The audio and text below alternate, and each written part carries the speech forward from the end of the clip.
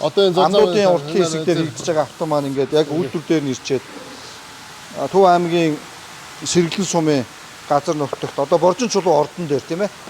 Байгуулагдсан таасооныхоо үйлдвэртэй ингээд танилцаад явж байна. Яг энэ тавцангууд бол энэ ч ингэж үйлдвэрлэгдээд Улаанбаатар хотод очиж явган зам болж байна.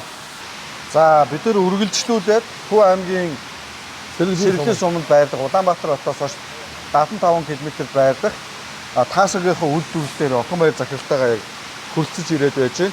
За манайх 24 25 онд хийж чадсан технологийн шинжилгээр Хятад улсын хамгийн орчин үеийн технологийн олон ихтэй төсөвч хөрөөнүүдийг авсан байгаа. Хуучин манайх бол дандаа Солонгос улсын одоо нэг 10-аас 15 жил болсон технологийн хөрөөнүүдтэй байж байгаа. Бүгдийг нэг шинжилж чадсан.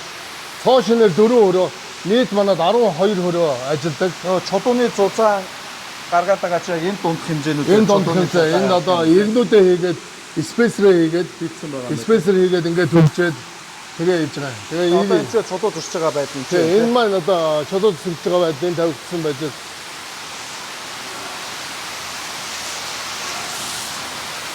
Ер нь бол одоо манай өнцлөөс нь ингээ харах юм бол чулууга яг ингээд бид нар нөгөө 90 тохируулалттай урд нэг нэгээр нь хэмжиж ингэж байрлуулж байгаа зүсдэг. Яг тэгэхээр дандаа 4 сая гарах юм бол тэр нь сайн ажилласан өдөр бол 300 400 м квадрат төдөөтэй гарч байгаа. Ер нь бол бидний зорилго бол 500 м квадрат өдөр гаргаж байгаа. Чулууга ордноос нь буталж авчираад энэ ч томоор нь тавиад өргөж тавингуудаа ингэж зүсэж байгаа асуудал байна тий. Та бүхэн харах бах орд газраас нь чулууга олборж авчээ. Энэ чулуу маань яагаад одоо хэлбэрэн жоохон ондоо байна гэхээр одоо нэг үе дуусч байгаа чулууны орд газар одоо 5 м-ийн гүнд байд юм уу? Нэг үе дуусгаад боломжийн эсгүүдээр өөр төрөл бүрийн хэлбэртэй чулуу байдаг. Одоо дараагийн ээж болохоор тэв тэгшийн чулуунууд орж ирнэ. Миллиметрийн зөрүүгүй чулуунууд орж ирнэ гэсэн үг. Тийм байна. Ингээд энэ дээрээ явуулаад энэ дээрээ явуулчихад. За зүссэн чулуу энэ ч бас ингээд танаар чи 1 2 3 4. Тий. 4 зэрэг одоо зүсэлт. 4 зэрэг ингээд зүсэлт явуулдаг гэсэн. Хийгдчихээн тийм ээ. Тэгвэл энэ хэсгийг танилцуулъя. За ийшээ очиод энэ дээр бас сайн харагдаж байна да та. Энэ хэсэг дээр 4 зэрэг ингээд тэгэхээр хөрөөний ирний тохируулгууд бол их чухал юм байна тийм ээ. Энэ айгүй чухал.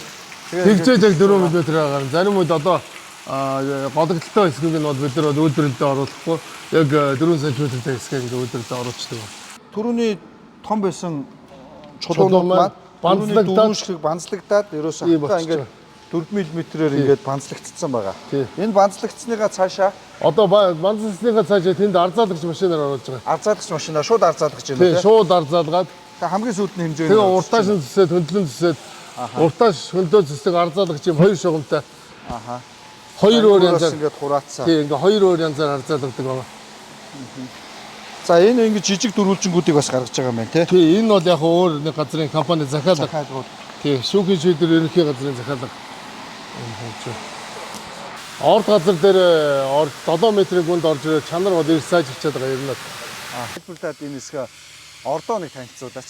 За манай энэ Төв аймгийн Сэргэлэн суманд байрладаг энэ орд газрын нэр бол Адуун чулуун. Тэгээ манай чулууны нэр бол өөрөө Адуун чулуун гэдэг нэртэй. Босон хөрөөгөр хөндлөө босон хөрөөдөд. Тэгээ тэрний дараа босон хөрөөдсөний дараа доогуур нь дээсэн хөрөөгөр хөрөөдөж ингэж авдаг. Ийм технологи та бүхэн харж байна.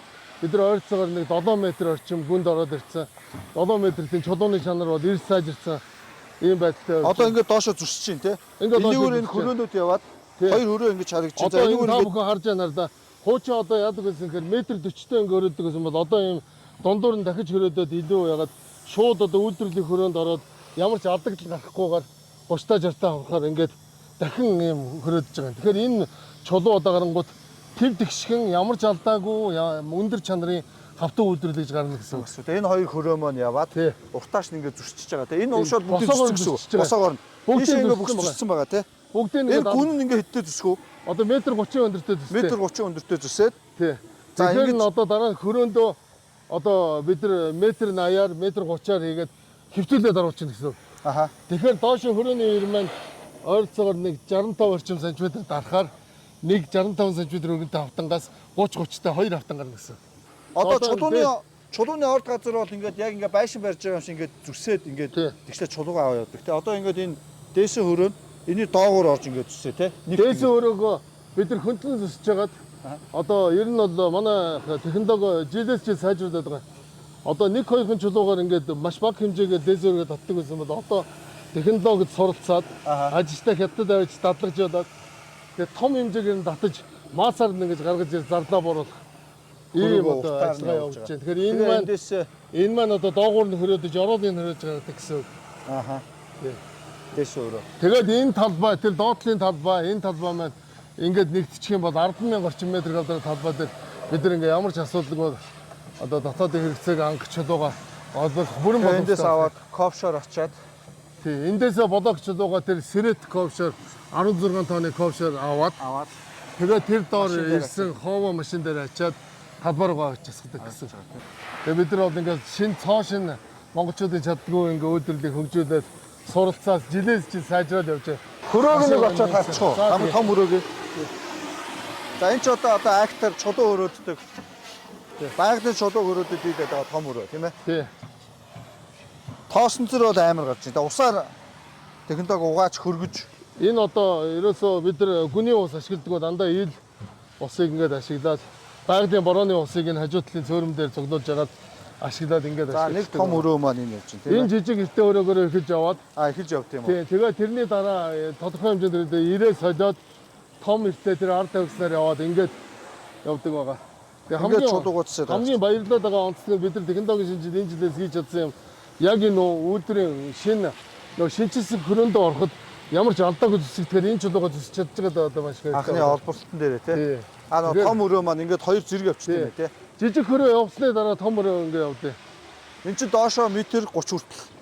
Өөрөө доошоо ингээд суухнаж хөдлөө. Тэгээд ийм харж байгаа. Метр 30. Одоо бол манай чулуу энэ доор байж байгаа чулуу өндөр чанартай болцтой. Метр 70. Диаметр нэг 3 метртэй орчим уу? Тий. Тэгээ манай энэ юуны хамгийн том зардал нь сегментэндээ байдгийг. Diamond сегменттэй. Алмазаа. Тий, алмазын сегменттэй тий. Энэ нь одоо байнга илэгдэж байдаг. Тийм учраас энэ нэгэнд та хэд орж байгаа хардаа. Ийм олон зуун ширхэг ингээд орж байдаг. Хамгийн гол зардал нь эндээ байдаг. Зардал тийм байх тий. Чулуудсан. Ингээд зүсэгдээд энэ чулуу орд хараа ийм гоё яг ингээд хан ус тэгшин гардаг хан байгаа юм шиг.